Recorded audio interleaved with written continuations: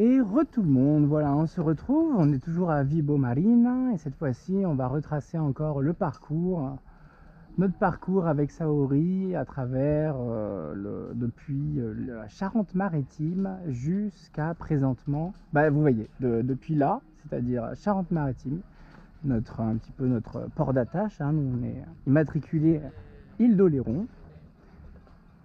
Et jusque en Calabre, comme vous le voyez ici, le drapeau de la Calabre qui trône fièrement.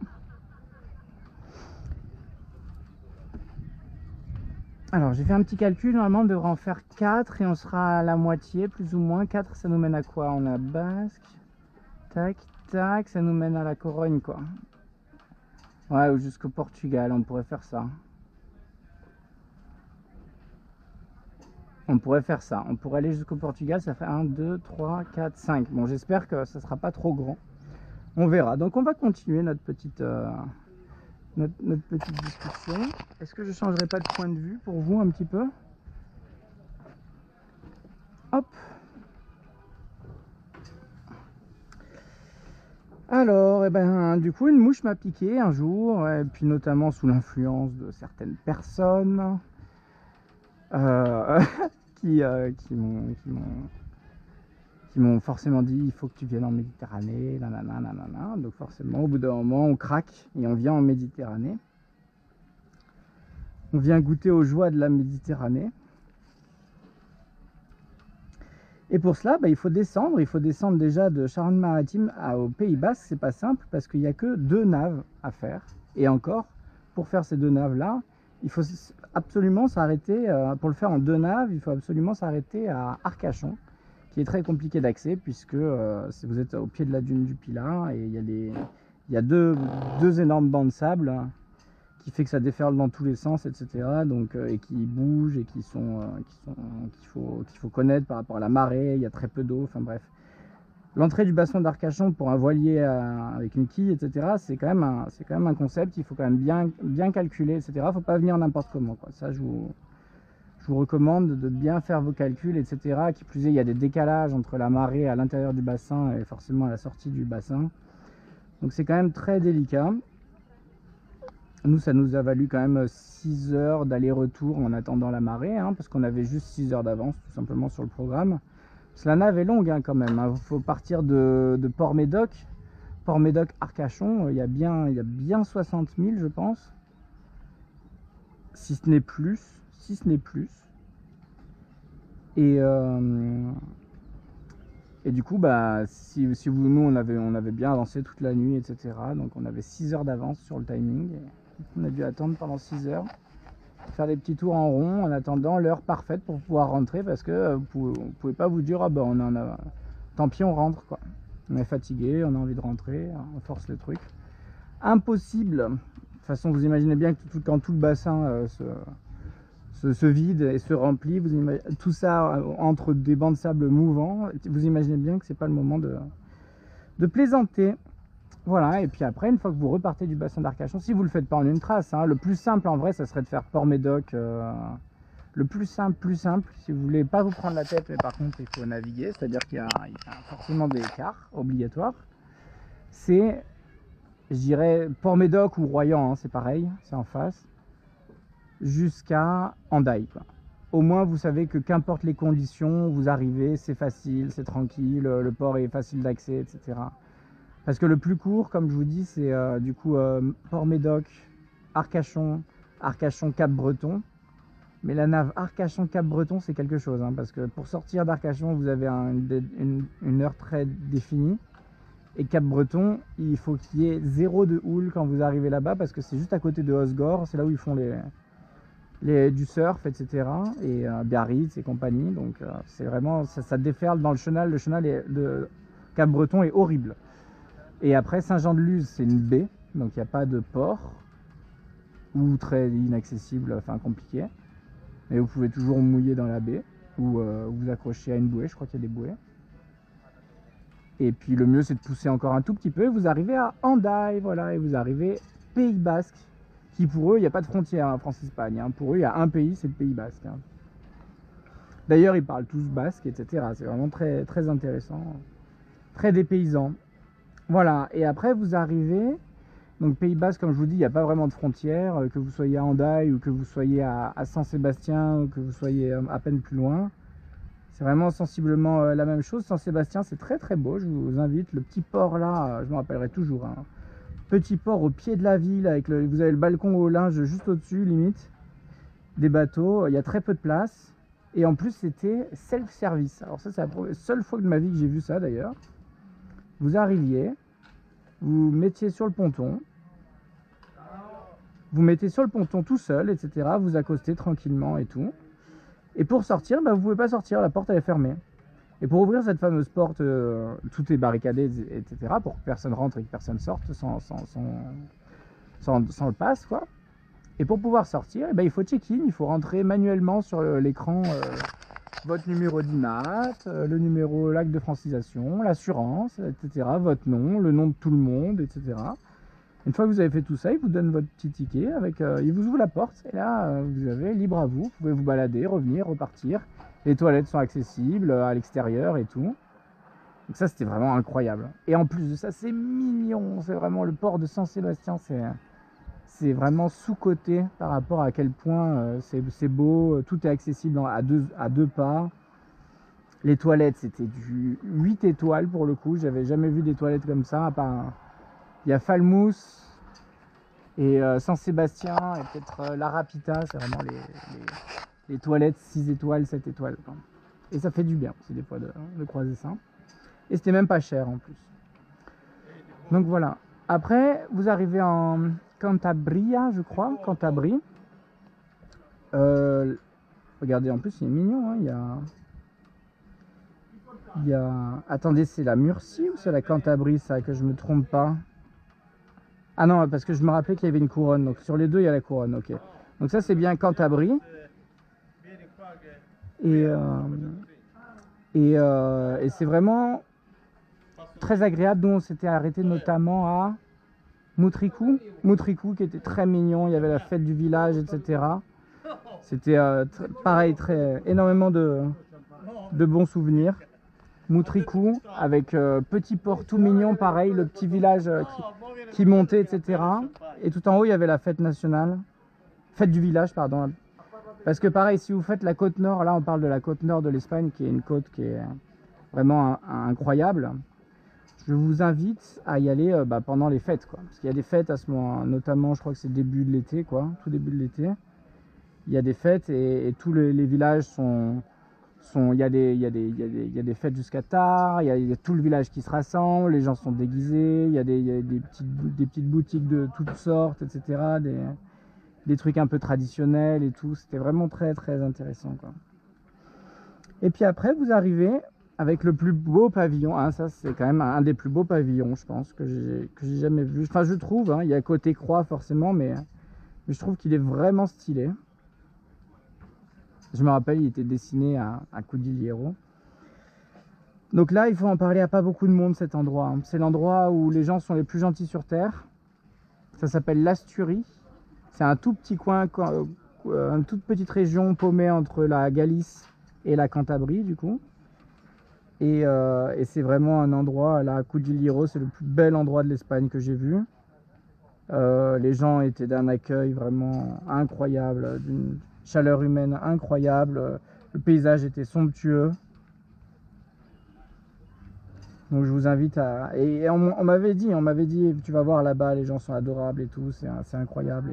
Et ça n'a pas manqué, voilà. Même en étant prévenu, on arrive quand même à être quand même agréablement surpris. Et c'est ça qui est dingue, quoi. Voilà. Donc c'est vraiment une région qui est méconnue. Encore une fois, les gens font toujours, font très souvent Sable d'Olonne, La Corogne, en trace directe, ce qu'on appelle dégolfé. Et au final, c'est dommage parce qu'on se prive quand même de beaucoup de choses, notamment la côte nord espagnole, quoi. Notamment Galice, Cantabrie, Asturie, Basque, Cantabrie, Asturie, et on arrive à la Galice. C'est vraiment incroyable à faire et c'est trop peu connu. En plus, ça, c'est pas cher du coup par rapport au reste de ce qui nous attend par la suite. Et vraiment, c'est très très agréable, quoi. Et puis à la fin, vous arrivez en Galice, la Corogne, que nous, on n'a pas vraiment vu, puisque pendant tout notre séjour en Galice, qui n'a pas été très long, on a eu que du brouillard non-stop. Que ce soit le passage de la Corogne, le fameux passage du Cap Finistère, hein, qui est vraiment le moment où vous dégolfez officiellement, c'est quand, enfin la fin entre guillemets un peu des problèmes, c'est quand vous passez ce qu'on appelle le Cap Finistère, qui est au sud de la Corogne, quoi. Quand vous passez la Corogne, il y a encore un petit peu de chemin à faire. Et puis une des spécialités de la Galice, c'est Ria. Donc ce qu'ils appellent des Rias, c'est espèce de... C'est pas vraiment des fleuves, hein. Enfin des fois il peut y avoir sûrement des cours d'eau en amont, mais c'est vraiment la montagne qui s'ouvre en deux, un petit peu comme des calanques, quoi, on va dire, mais très très grande, quoi. C'est vraiment ça.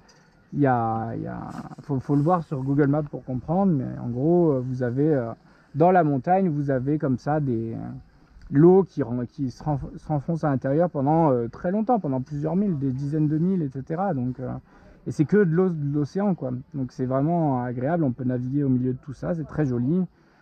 C'est comme toutes les côtes ouest édentées, comme peut l'être le Finistère, comme peut l'être la côte ouest de l'Irlande, la côte ouest de l'Angleterre. Voilà, c'est des endroits qui se font tellement déchirés par l'océan, qui se ressemblent beaucoup. D'ailleurs, même, on a été surpris de voir que même la Corogne, notamment avec du brouillard, on se serait cru en Bretagne, quoi. Et ça n'avait rien à voir avec le côté méditerranéen. Pourtant, c'est à la même hauteur, à la même latitude plus ou moins que Marseille, etc. Et là, au niveau de l'eau, au niveau de l'océan, etc., ça n'a rien à voir, hein. Là, vous êtes encore vraiment dans tout ce qu'il y a de plus océan Atlantique, et ça s'est calmé. Enfin, vraiment, le côté méditerranéen est arrivé à partir du moment du cap de Sagres. Voilà, mais on en parlera un petit peu plus tard, puisque ça, c'est au sud du Portugal. Bah, de toute façon, on y arrive. Est-ce que je mets le dernier? Vas-y, je vais mettre le dernier et voir si ça passe, parce que c'est pas évident non plus que ça passe. Hop. Tac. Donc après, une fois que vous passez la Galice, une fois que vous passez toutes les Rias, vous arrivez au Portugal. Portugal qui a été aussi très accueillant, très sympa, voilà, avec des nouveautés un petit peu culinaires et tout, ça a changé un petit peu.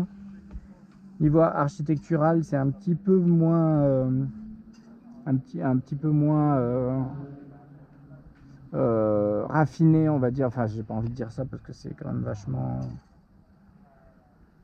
ça pourrait être mal pris, mais pas du tout. Mais disons qu'en Espagne, il y a quand même pas mal de décorations, etc. au niveau architectural. En Portugal, il y a beaucoup de fleurs, beaucoup de couleurs, etc. Enfin, ça aussi, ça a aussi son charme, etc. En tout cas, l'accueil 5 étoiles, que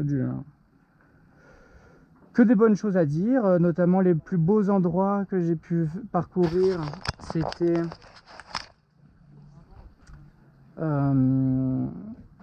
ben, forcément en numéro 1 je mettrais comment ça s'appelait déjà, comment j'ai pu oublier, ça s'appelait Péniche, voilà, impossible de l'oublier, j'avais même pas besoin de chercher sur internet, je le savais que c'était quelque part au fond de mon cœur. Donc Péniche, qui est juste au sud de Nazaré, qui est une presqu'île et qui est très très sympa à voir. D'ailleurs, juste en face vous avez les Berlingas là, ou Barlingas ou je sais pas quoi, qu'on n'a pas eu l'occasion d'y aller, mais qui a peut-être un de nos regrets, puisqu'on aurait bien aimé aller voir là-bas ce qui s'y tramait. C'est un petit archipel qui est juste en face.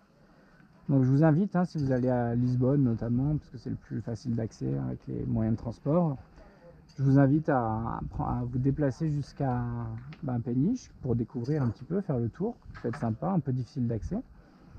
Et après, vous avez Nazaré, qui est juste au-dessus et qui est très très beau, que ce soit le Nazaré Sud, avec toute la ville, etc., la grande plage toute plate, etc., et puis Nazaré Nord, avec la haute ville, plus la fameuse plage Nord, avec les grosses vagues, etc. Nous, quand on y allait, c'était calme plat, on était très déçus.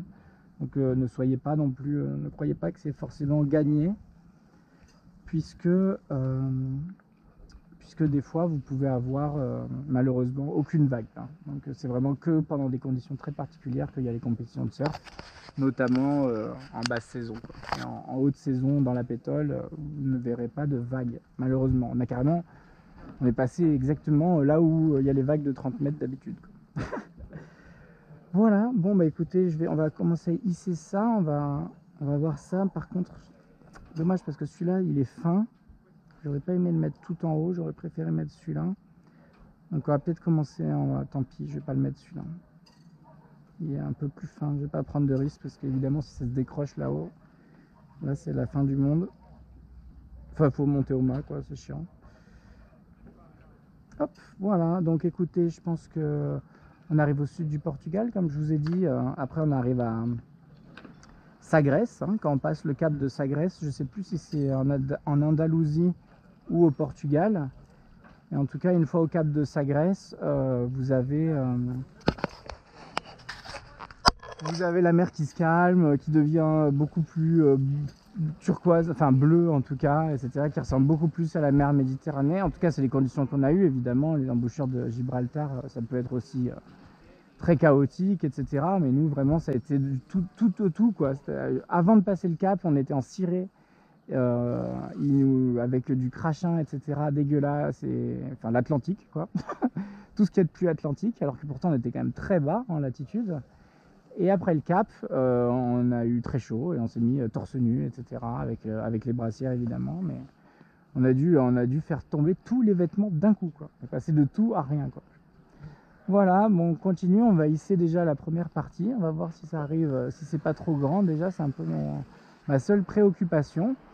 Et par la suite, si ça vous plaît encore, on survole pas mal de choses, évidemment il y a beaucoup de choses à dire, comme je vous l'ai dit dans la fin de la vidéo précédente, que ce soit au niveau des rencontres, au niveau même des arrivées au port, etc. J'aurai plein de détails à vous conter. On n'a pas parlé de Cap-Breton par exemple. Cap-Breton c'est un petit havre de paix, il n'y a rien de plus mignon que cet endroit. Je vous ai juste dit que c'était difficile d'accès, ce qui est le truc le plus important à savoir quand on va à Cap-Breton, ça c'est certain. Mais par contre, une fois que vous êtes à l'intérieur, qu'est-ce que c'est mignon, qu'est-ce que les gens sont adorables, etc. Vraiment vous découvrez cette découverte du Pays Basque que je connaissais que très peu, j'étais allé petit comme ça, vite fait. Et là, de le découvrir de l'intérieur, quand vous êtes en bateau, comme ça, vous le vivez vraiment, quoi. Et c'est vraiment c'était très chaleureux, encore une fois. J'en garde de très bons souvenirs. Je vous parlais aussi de l'Asturie, notamment, qui, outre leur magnifique pavillon, ils ont un accueil incroyable. Voilà, bon, bah, je vous embrasse et je vous retrouve tout à l'heure pour la suite de l'histoire et du parcours. Je vous embrasse. Bye bye.